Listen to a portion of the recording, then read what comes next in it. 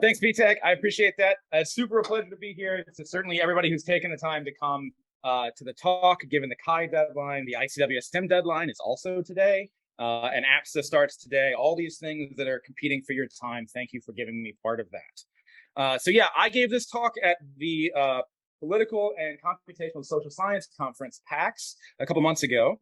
But this is all like preliminary work, so take it for what it is. If you have questions or like, this is totally wrong, I'm super interested to hear your perspective about that.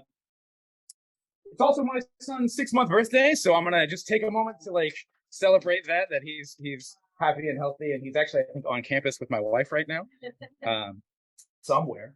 But yeah, so happy birthday to him. As I mentioned, so please interrupt me if you have questions, comments. The brown bag, as I see it, is informal, and I'm happy to hear anybody's questions or comments as we go.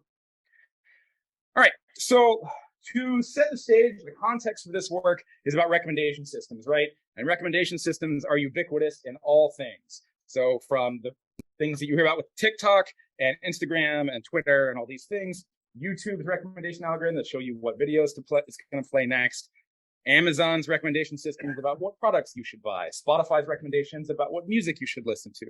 Recommendation and these like curation systems exist everywhere and have been super useful and really profoundly impacted online marketing, online consumption, all these kinds of things that have been good, in some sense, pro-social kinds of reactions or outcomes. But in the past several years, there has been a growing concern that recommendation systems, YouTube in particular, is causing radicalization. It's pushing people to the extremes. Essentially, the mechanism is that, the claimed mechanism is that stuff that gets lots of engagement tends to be stuff that is extremist or hyperpolarizing. So that kind of stuff is what gets recommended to you, sort of in a naive way that these systems are pushing out that kind of content. Now, with claims about YouTube's recommendation algorithms being this radicalization source, like the YouTube rabbit hole, these kinds of concerns, it's doubly concerning that Pew, recent study by Pew, is essentially like YouTube is far and away the most used social media platform in the world. Well, like 90 or 81% of Americans say they use YouTube. It beats out every other platform pretty substantially. So the narrative here is that without intervention, without us doing something, we're trying to like address this problem, a naive recommendation system is going to push users to this more extreme content. This question has been around for several years. We've been tackling this problem. I have a paper about this from CSCW a couple of years ago, where YouTube pushed change to their recommendation algorithm, essentially saying we're not going to remove misinformation or potentially harmful contents. We will remove it from recommendation, but it will stay on the platform. Now, my original thought was, well, that's kind of a weird intervention, because most people are going to be exposed to this kind of content in their like Reddit communities or in their WhatsApp groups or whatever. So just by removing it from recommendation, do you really have an impact here? And I was surprised in doing this study. We actually find that for particular kinds of YouTube content, this derecommendation strategy does work. It suppresses the sharing of this kind of content across platforms. So it really nicely, I think, sets up a different kind of incentive structure that if you are pushing out, super harmful or misinformation or misinforming content, you may not be able to access large audiences on YouTube, even though you can still have a voice. And that's fine for me, I think, actually, because the economic incentives are reduced here, but you can still say whatever it is you want to say. So that was a nice thing. But the corner case here was for channels that produce conspiracy-oriented content, those channels actually got more popular after this intervention. So that's bad. Did that happen because these content creators sort of shifted away to create content that was like slightly on the edge, and that content got more recommendations? Was there some other thing at play? It's unclear. Yeah. More popular means more subscribers? So we didn't look at subscribers, more shares. So they got more engagement on Twitter and Reddit than they did before. Engagement from users sharing their stuff? Yeah. So the way we operationalized everything in that paper was basically we could observe how many people were sharing links to these YouTube videos. But I'm certainly not the only one doing this work. So from CUNY, there's a great study about alternatives and extremists on YouTube. CSMAP, this is where I did my postdoc. This paper has actually now been accepted. The echo chambers, rabbit holes, and algorithmic bias in YouTube. And Andy Guest and a number of really great people are looking at this question as well. They have like a really nice experimental design where they're showing people potential recommendations and trying to understand like how that changes their beliefs. So like we're dealing with this problem. We're trying to tackle it. And the platforms are trying to do a good job at this too, or at least they're trying to add some transparency, because TikTok is like this now massively popular platform. And while recommendation on like Facebook or Twitter or YouTube is a little bit opaque to you, like you don't necessarily know what is being recommended to you versus like what your subscribe channels are or whatever, TikTok is super aggressive in the kinds of content that they recommend. And their recommendation system is responsive. You can watch 5 videos and all of a sudden you're going to get new kinds of content. So TikTok has sort of changed how this is done. And its aggression here has, gotten people's attention at the times. There's some new research about the concerns here. So what's the problem that we're dealing with? Why is this a hard problem for us to like really understand? Well, the main thing is, while we can see behavior, we can see the sort of like engagement that people have mostly. We can see, people are liking and sharing content, sharing YouTube videos, or sharing posts on Facebook, what have you. All this gives us signal about what people like. That's fine. That's great. And all of that information goes into the recommendation system kind of black box. And we are outside of this trying to understand, well, what's happening here? I might be able to tell you mechanically, well, you're looking at this content, somebody else is looking at content that's similar to you, so we're going to recommend content that you've not seen from this other person. I can tell you mechanistically what's happening in that box. But it's really hard to understand like the larger impacts and larger scales of this, and like what sort of ideological issues come out of this. Is partisanship or extremism really being pushed here? Because none of those are features that are baked into the box. It's somewhat of an algorithmic transparency question. So like I said, we're trying to deal with this problem. YouTube has posted or shared articles about how they actually run their recommendations. They, semi-recently update this where they're trying to tell you how their recommendation system works. TikTok similarly will tell you or has this article about how their For You page works. And they're trying to deal with this problem. Recently, they have upgraded or announced a change to their community guidelines, where now they have, similar to YouTube's derecommendation strategy, they have a ineligible for you section. So like a bunch of videos that are previously could be recommended on your For You page, now those videos don't get recommended on your For You page, and you have to like find them through the account or something like that.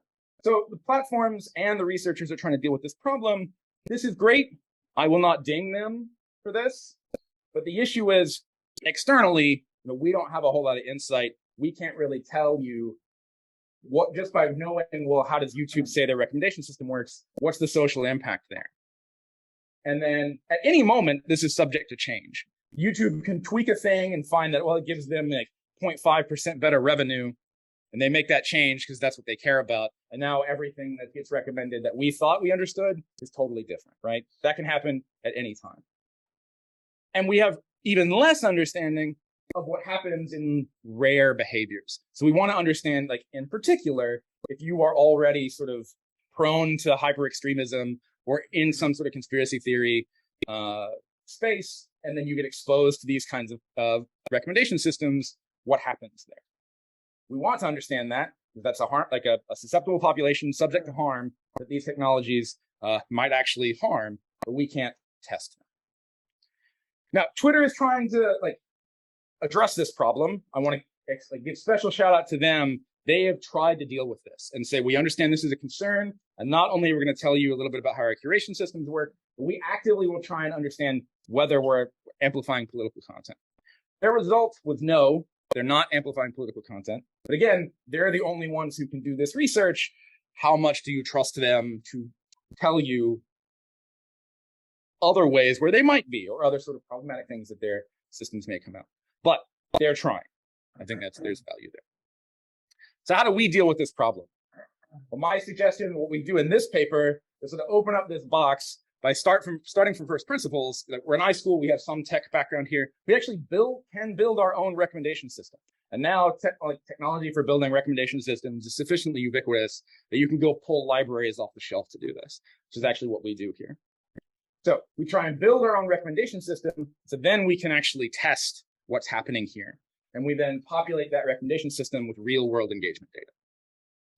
So the research questions that we want to answer here, given that we have this simple sort of first principles, naive recommendation system, one, does a default recommendation system actually push people towards partisan audiences? Can we really, do we actually find evidence of this narrative that this is what's happening unless you take some intervention?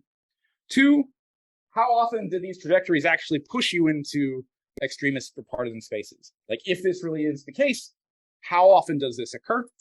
And then finally, a lot of work that studies recommendation systems, they don't actually have access or the data to do the user-to-user similarity questions. Instead, what they end up doing is this item-to-item similarity thing. So I can say, well, you shared this language, this tweet is like this other tweet, so if I only showed you content that was similar to the content that you saw, this is what would happen.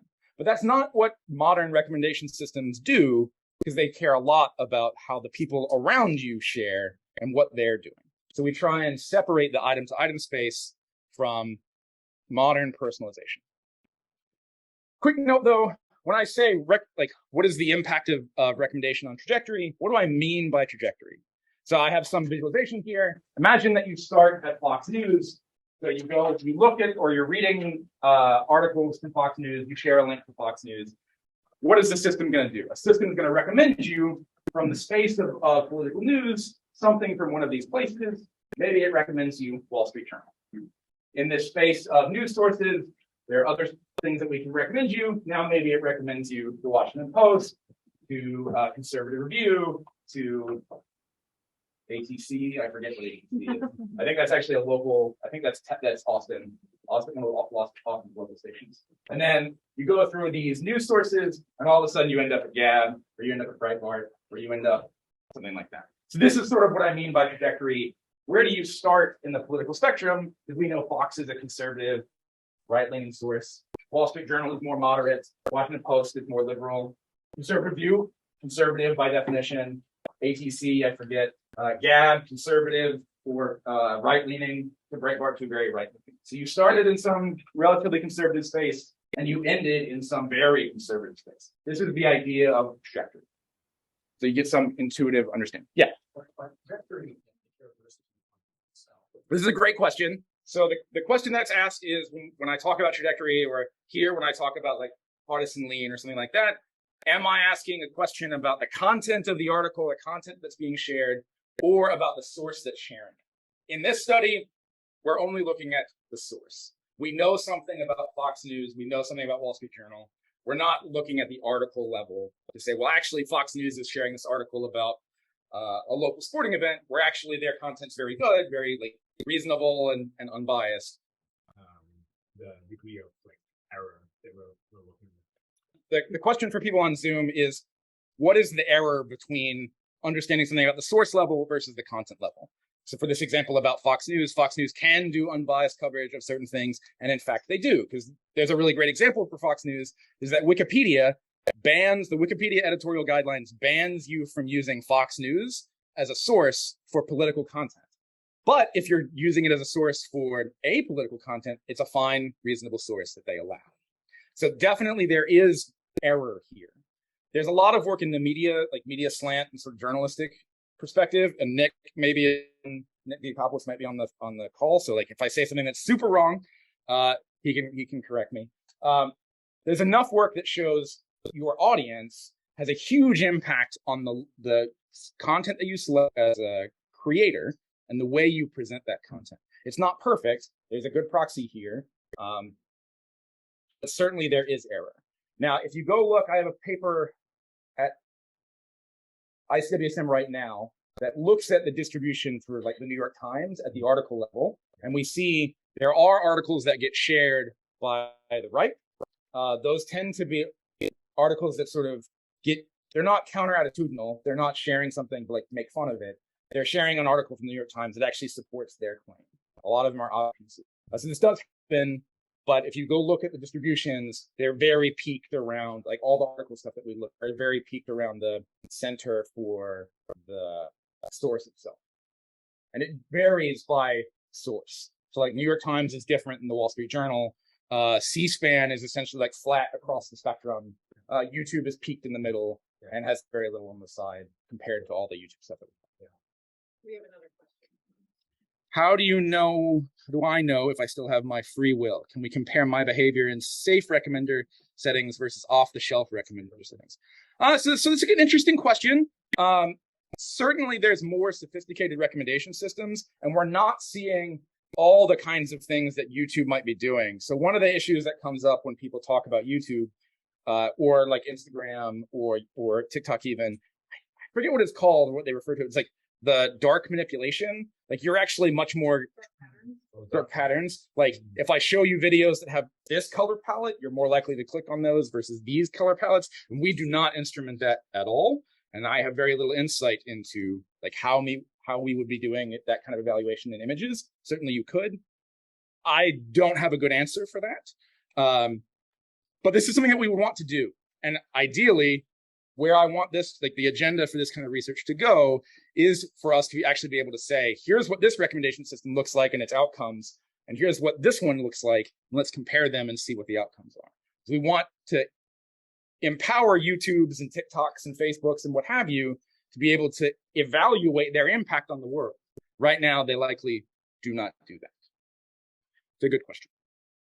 Okay, so I love the engagements. I have taken a little bit of time to get us to the point of this talk. Default recommendation systems trained on real-world social media data, on average, trend towards moderate sources. Some trajectories do end in partisan spaces, like we actually do find this, but this is very rare. So this is the point of the talk. If you don't remember anything else about the talk, this is the point. I took this from Megan Monroe, her schedule or her way of doing talks. So this is an HCIL alum from whom I stole this sort of pattern from. So to get you to that point, to sort of reinforce this, there are three things I'll talk about. One is what's the data we're using. Two, what's the model we're using to actually do this recommendation. And three, what are the results? How do we actually analyze these trajectories? So first, what's the data? We want to have some understanding about people's engagement here. So we want to collect real world engagement data from social media. The way we do this is by looking at this idea of implicit feedback. The domains that you share tell us something of our interest in those domains. So if I'm sharing a bunch of articles from Vox, NPR, and the New York Times, should probably be recommended more liberal-leaning sources. That's sort of your interest, that's your profile, that's the kind of content that you're likely to want to see. Same thing if I'm sharing lots of news from Fox News or Conservative Review, I should probably be recommended conservative news sources. Now you can make claims about like echo chambers here that are reasonable. Again, we're doing this naive thing and seeing how this works in this naive way. And there are all kinds of ways that you might want to try and make this better. So this is sort of the idea, and this is where we're going. Where are we actually getting behavioral data to figure out, well, what are you sharing? So I have a paper from a couple of years ago looking at influence operations. And for this paper, we built samples of normal behavior in social media.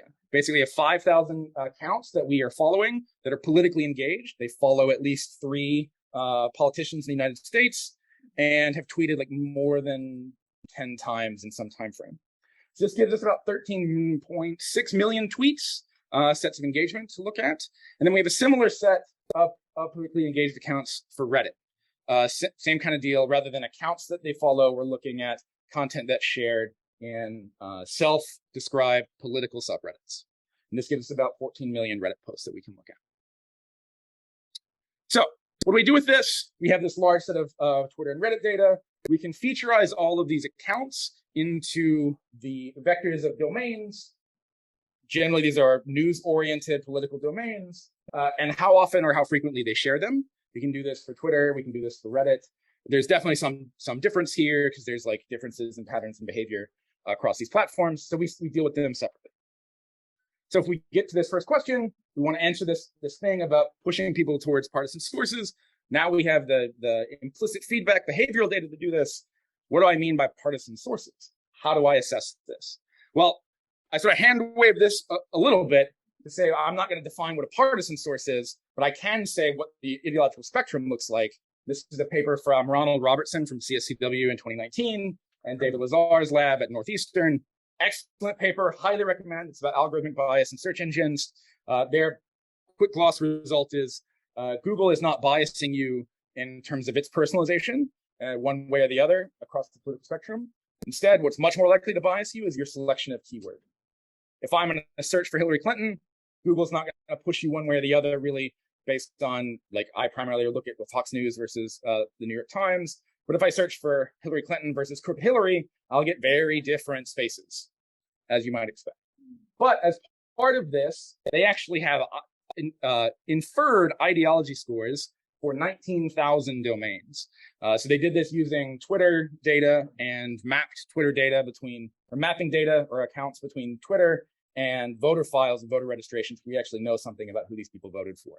So in that space, all these domains are scaled in this -1 to +1 scale on ideology, where a negative value is more liberal and a positive value is more conservative, where content to the left is more liberal, content to the right is more conservative. This distribution essentially is telling you there's a lot of stuff that's liberal. There's a huge amount of stuff that's in the middle, and a lot of these in the Robertson paper are not necessarily news, like YouTube or Amazon or NHL.com is in here in the middle. And there is also a set of news sources here on the right, and there's a little valley here between like moderate, liberal news sources and conservative sources. There's not a lot of stuff here in the right. And this is consistent actually with a lot of media studies about how separated conservative news sources are from mainstream and liberal media that like Kate Starbird and people have known. So we want to understand now, we can look at this distribution and say, are recommendation systems pushing you to the extremes? Are they bringing you to the middle, to the moderate space, which is maybe what we might want? Or are they just having no effect at all? So YouTube and the like Twitters of the world are going to tell you they're here. Dana Trufecchi's article is going to tell you that they're here. Maybe there's some pro-social space we want them to be here. It's unclear, but this is the question. So now we can actually assess these trajectories and say something about, well, Fox News is on the right, Wall Street Journal is a little bit more moderate, but on the right, etc. That's the data that we use. The next step here is we want to build some recommendation system. We want to take a user's domain sharing behaviors, that vector that I showed you, and recommend you an unvisited domain. So you looked at New York Times, looked at Wall Street Journal. What should you next look at that you've never seen before? We do this using implicit feedback. That's the signal of preference. So we set up this sort of structure here. We have a nice matrix of users and the domains that they've shared across, I forget how many domains there are here.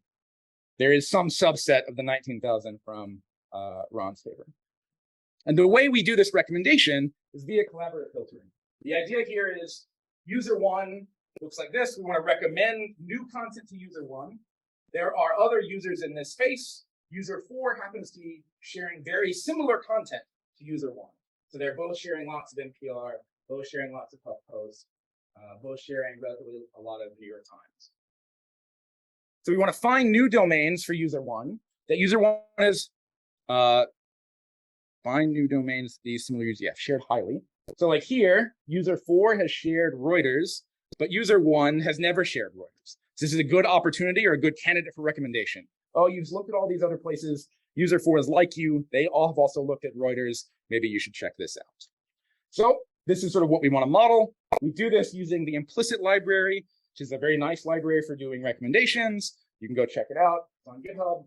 And we use this to create a ranked list of unvisited domains.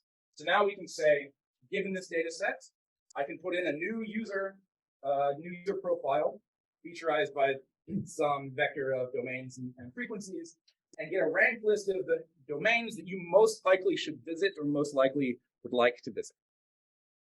So this is from, like I said, the implicit package. You can check out, they have like really nice usage tutorials for this. Yeah. Can you go back to so is this the vector over the entire posting history of each user, or is it like sliced at a particular? All right. So Joel's comment is, I looked at this having collapsed all behavior into like one sort of monolithic time frame. And recommendation systems, one way you evaluate them is time slice to time slice. I look at your behavior from last month and make predictions on your behavior from last month and compare that to your actual behavior for this month. This is a good way how you evaluate them. I took all the data here because what I actually do is use this as sort of like time slice one, make predictions here, and then I create new users who have no behavior and then make predictions on them and see where they go. So it's a little bit different about how you generally do this assessment, because I'm not looking at how good are your evaluations. I'm looking at where they push you. This is a good question. And realistically, this certainly it makes sense that a Twitter account from that's shared Gab 6 years ago and never again may be very different than that account today. So we might evaluate what this looks like over different periods. So this is the system. We do one set of recommendations for Twitter and one set of recommendations for Reddit. We treat them separately so we can assess these models. If you only use Twitter engagement, if you only use Reddit data, what would this look like? Certainly you could combine them. This is a reasonable question. You might want to do some normalization here, but right now we treat them separately. Okay, so now we have the data, we have ways to operationalize partisanship, or at least ideology, and we have ways to do predictions or recommendations. So how do we extract these trajectories? And this gets at what I already sort of spoiled with my answer to Joel's question. How does this work when we do the trajectories? So we take these domains from Robertson et al., these 19,000 domains. We randomly draw a domain from this 19,000 set. This is a new domain. We create a fake user who has only ever visited that one domain. And then we take that user, ask the recommendation system, what's the next domain they should visit? The recommendation system is going to give us a top recommended domain. So here, this new user has only ever visited Reuters, or essentially has only ever shared content from Reuters. The recommendation system says, oh, you should go to Vox, vox.com. So now we feed that back into our feature vector. Now we say this user has visited Reuters and Vox. Let's go back to the recommendation system. Let's get a new recommendation. The next recommendation is HuffPost. So we do this a number of times to sort of fill out where is the recommendation system pushing you. Yeah. So this assumes recommendation. Yes. So this is assuming that the top recommendation, the single thing that I recommend you, is the thing that you click on. And there is some randomness here. You may say, well, let's take the top 5 things that get recommended and only pull, randomly choose from that set of top 5. You could do that. But you didn't. I did not do that. I only took the top one and assume that that's the one you visit. So a reasonable trajectory here that's pulled out of this is they started at Reuters, they went to Vox, and they went to HuffPost next, and so on and so on. This makes it, I think. Yes. Because you can imagine that, and certainly this is not realistic. This essentially, we're dealing with cold start problems here, that no real system does it this way. A real system is going to wait for you to take some behavior over some amount of time and then make recommendations for you. This is why you create a new account on TikTok and the first 5 or 10 or 20 videos are all the same kind of deal. And then only through these recommendations, after enough kind of behavior, did the system start pushing you somewhere. But this is sort of contrived, as Joel says, to get specifically at this question about partisan or ideological trajectories. So now we can build this up for a bunch of simulated users. This trajectory is the one we just showed you. You might start SJR and go to Chicago Tribune. You might start at St. George, Utah, and go to KSL, Fox 13. Now those are all sort of local news sources, Epphany to Pointer, and so on. And now we have created this data set of trajectories that have been simulated using this data. So what do these trajectories actually look like? So now we can actually start to answer these questions. For this first one, do we see recommendation systems pushing you to partisan sources? If the common narrative is true, this is totally a naive system. We're looking at real engagement data. So we're looking at content that gets lots of engagement. Where does this go for these trajectories? And we simulate them for a length of 100. What are the 100 domains that these accounts are going to visit? And we do this for 1,000 sort of recommendations, and you can always pull out, you could always simulate more. For Twitter, it looks like this. Everything sort of converges to the middle. We sort of split this up. The green line, the top line is if you started a conservative space, where do you go? The orange line is if you start in a moderate space, where do you go? And the blue line is if you start in a liberal space, where do you go?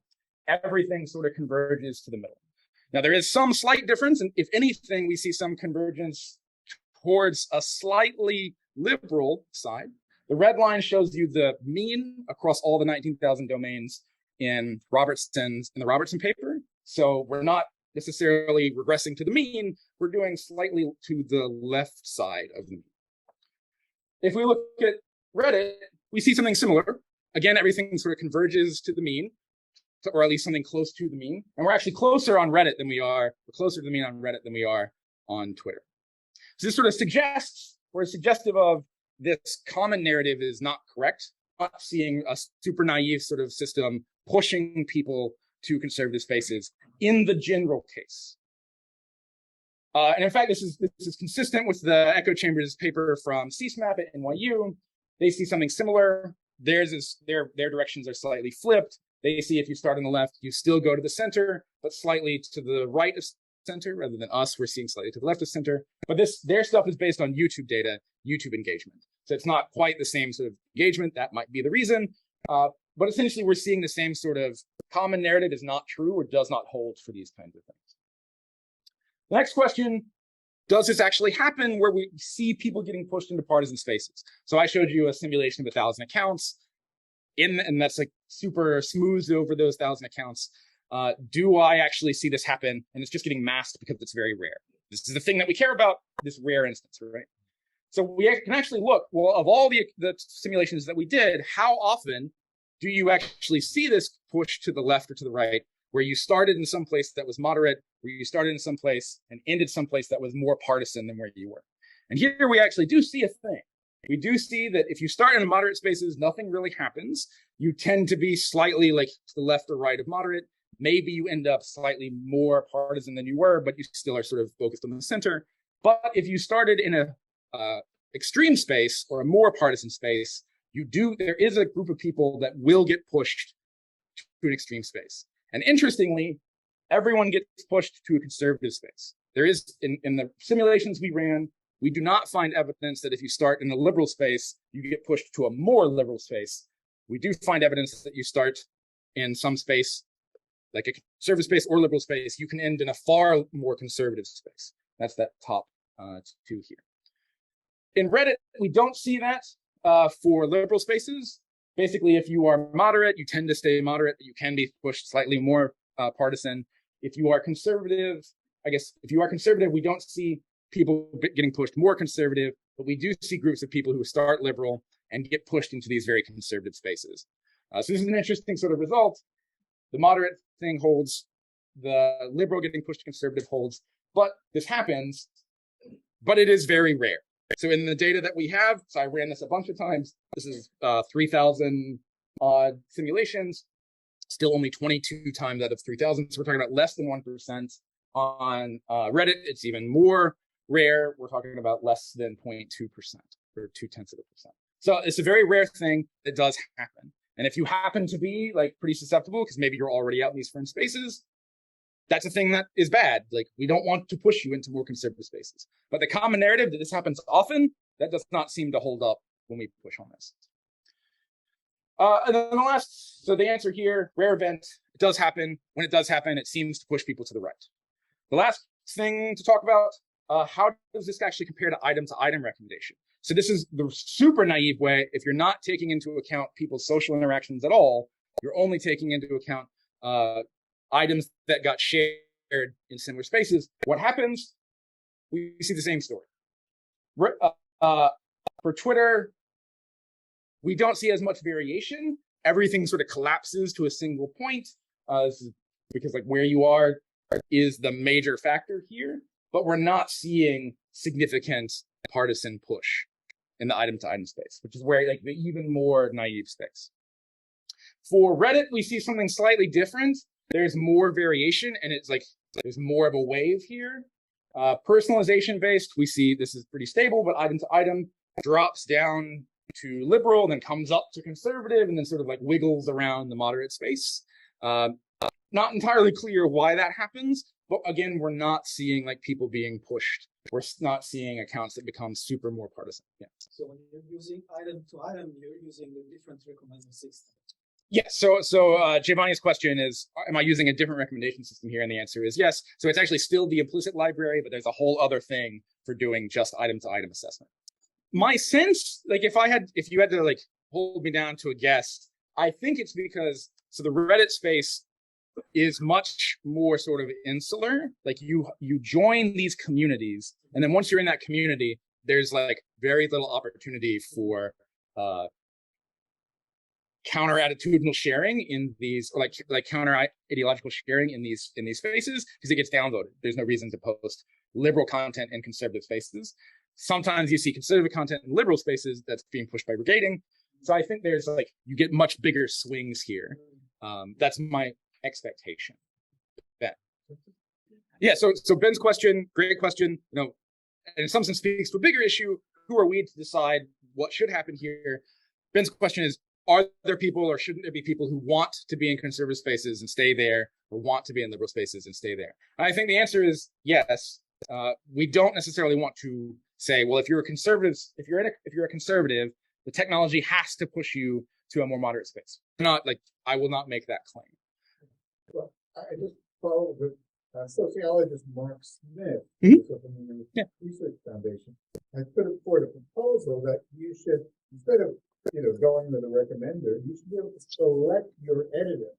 So you could choose one of these news sources, or the Southern Poverty, SPLC, yeah, SPLC, or NAACP, or you could choose your organization. Those organizations would have an incentive and the capacity to actually make recommendations. You might even pay for essentially that editing. So the idea of an intermediate person that you elect, you choose your editor to provide the kind of source you want, because you don't have the time to check out all this stuff. What do you think of that idea? So this question is, rather than putting all your agency, or like exporting or offloading all your cognitive agency about this to a recommendation system, offload it to a human, like an editor or an organization that would decide or help you, or like sort of curate your feed. Just might say we do that already for parental recommendation.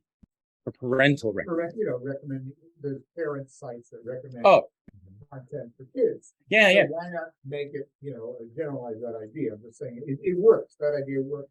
Yeah, so it's a good question. My first response would be, it's a scalability question. So, and maybe this is, we do this for parental sort of recommendation.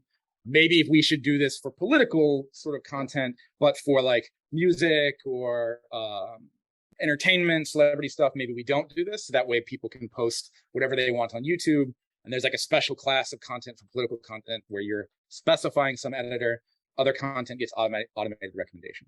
Because I would say the major issue is, one of the values of recommendation is it provides more diversity. Like, it gives you access to the long tail of content that most people don't see.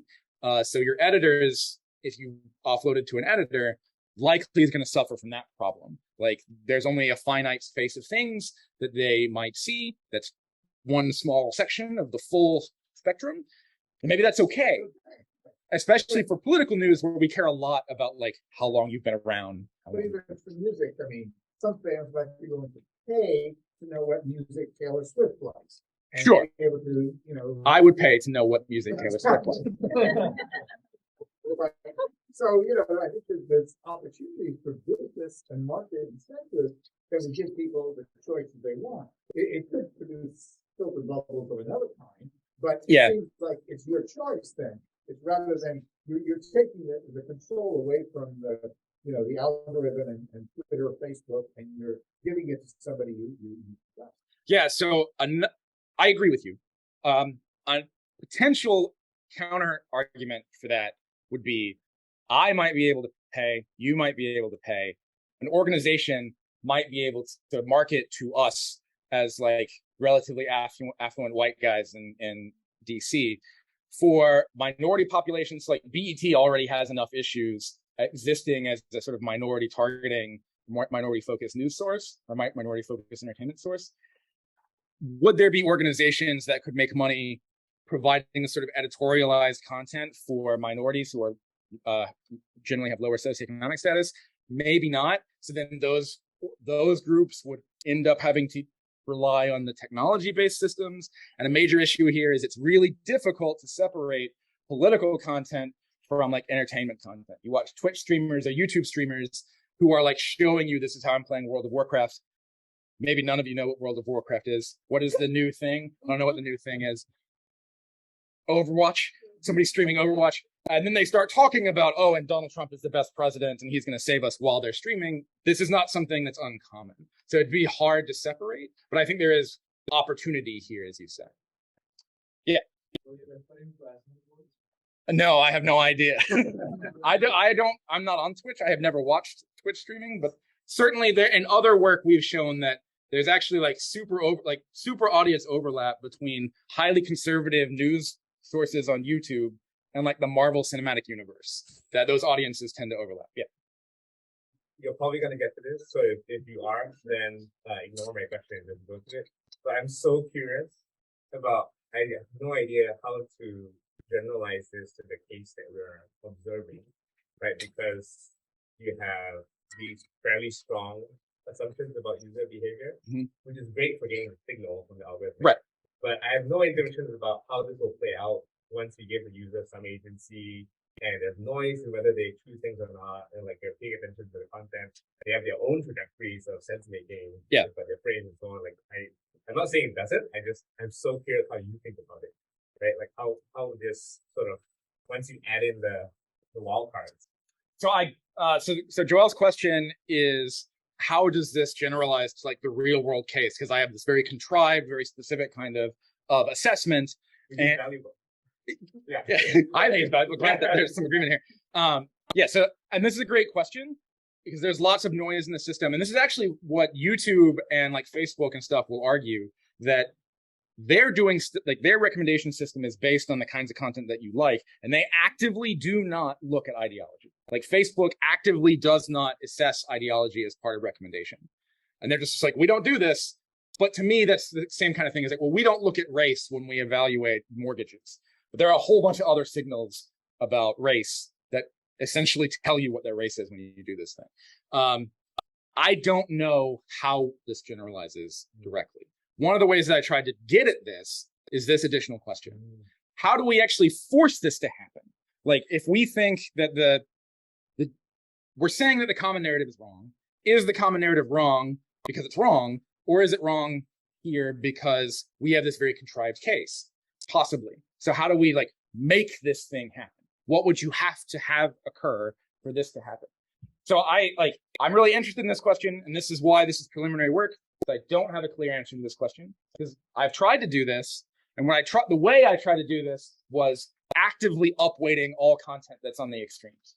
So here we say the distribution on the left is the actual distribution of engagement across ideology. There's lots of engagement in the center. But what if we like upweighted stuff on the extremes because we're making this claim that extremist stuff is way more engaging. This is the kind of stuff that people want to see. This is the kind of stuff that people are engaged with the most. So we push that up a lot. We don't see more partisan sharing happen. Like we're still seeing about the same. It's still, I don't think that 22 over 3,000 is right, but it's still relatively rare or very rare on Twitter. And still smooth on Reddit. So I want to push on this more to get a better understanding of like, well, can we make this happen? How do we make this happen? When I gave this talk the first time, a person came to me and said, well, most modern systems don't actually do collaborative filtering in the way you do it. They rely on like deep learning and neural networks sort of assessment. I don't know if that's true. I'm not well versed enough in Rexis to like have an answer for that. But this is where we are right now. Curious to hear your thoughts on Twitter's blue sky and their approach to decentralized recommendations, social media, and how that would impact news sharing. So this is a good question. I don't have much insight into blue sky, but the idea being that you could like select your recommendation system is a reasonable one. I'm all for empowering the user. And by providing a system that allows you to select, I now have to explain to you what's different between option A and option B. And that gives more transparency into how these systems work.